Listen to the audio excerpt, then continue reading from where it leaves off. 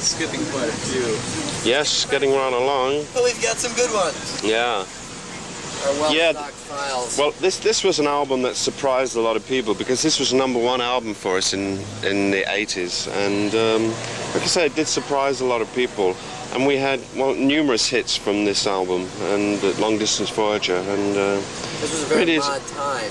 Yeah. For blues to come out in the 80s, you know. Yeah, that's right. And we made a comeback album. We'd split up for about 4 years. We made a comeback album called Octave, which did okay. But then we made this, and, well, it just blew everything else away. And I still look at those charts. If you look at the charts right now in Rolling Stone, you'll see us at #1 10 years ago. You know? It's really interesting. We could never figure out the sleeve, though. We knew we had the title. And then we went to a photograph session one day, and on the wall, it was in this funny old house, private house. On the wall was this picture, and I was waiting for the guys to set up the photograph, you know, the cameras and the lights and that. And I saw this picture and I thought, this is really wonderful. And this is like, instead of having Long Distance Voyager as like a spaceship and getting all that, I was getting a bit bored with all that spaceship ideas. So I thought, here he is, he's the Long Distance Voyager, you know, banging his drum. And that's just, I love this picture, it's wonderful. It says it all. It says it all, yeah, there's everything in it, yeah. And our last album. Oh, yeah. Well, not our very last album, yeah. Okay. Well, this was a strange album for us because we got to the stage where the record company, we were selling a lot of records, and the record company was saying, listen, just go in the studio as much time as you want, blah, blah, blah, you know, and all that. This was the longest album to record that we ever made, and I think there's a couple of good things on it, but for me, you know, it doesn't give me a lot of pleasure because of the memories. And I mean, there's a track on here, I think it's called Going Nowhere, that took 7 weeks to like record, and it just wasn't worth it. So, but it was like a cathartic kind of thing. It was a great learning process because I learned with the present how not to make an album, you know, that we must get back to rehearsing the stuff beforehand, knowing all our material, making really good demos, and recording quickly while we capture the moment instead of labouring away, you know, and then it all gets sort of mushy in the mix. And like I said, there was a couple of good things on this album, but that was it really. You know, I think the albums that came out immediately after this, which was The Other Side of Life and Sur la Mer, were much, much better. And then Keys of the Kingdom. Yeah, the Keys of the Kingdom, yeah. And a trick photography here. Yeah, yeah. Yeah. Well, I mean, I love this album because it's a very clear, concise statement of where the band is right today. There's a little castle in there. When we did it, of course, we did it for England, this sleeve. And in England, they still have 12-inch records, but you don't have them over here. We forgot that. So we made this to look good for 12 inches, and it looks nice, you know, when you bring it down to 5x5. But of course, there's a little castle in here that nobody's ever seen in America. You have to be and get the English version. It's right there. There it is. Yeah. Well, you can see it in some detail on the British version, of course, on the European version. It's 12x12. But anyway, I love this album, and like I say, it's a very clear, concise statement of how I feel about music and what it means to me in my life, and how I feel that it can make the world a better place. Well, I can't wait to see it. Great. I'm stoked. I'm happy. Good. You guys are going to play all the oldies, right?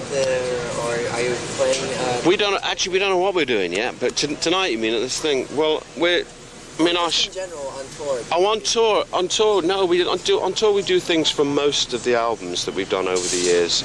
You see, the trouble is with the Moody Blues, it's not what you play, it's what you leave out. Because there's like 18 albums, so what do you leave out, you know? Yeah. And a lot of we each have our own favourites that just go by the wayside, but we try and play things from most of the albums, and we do all the biggies, yeah. A lot of good music you guys have made. It's hard to decide what not to play. Sure, that's right. Certainly is. Another question, real quick. CNC Music Factory is things that make you go, What's that mean? What do you mean? They've got a new hit, CNC Music Factory. Oh, okay. And oh, okay, right. I'm with you. Right, got it. There's a new hit out, and it's called Things That Make You Go, Yeah.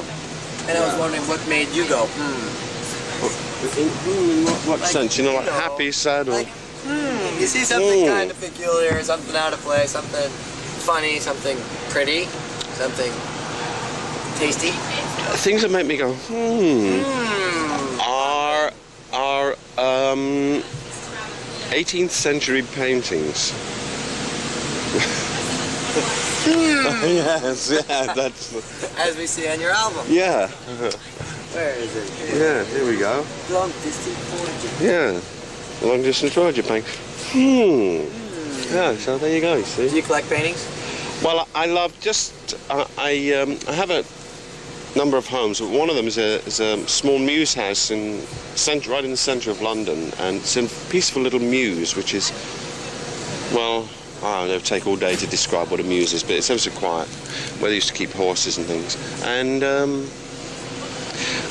anyway, I did all the furnishing myself, and I really got into antiques and being very selective about it and very careful with what I was buying. Yeah, and I learnt a lot. So antiques and just things of beauty like that make me go, Or as you went, yeah.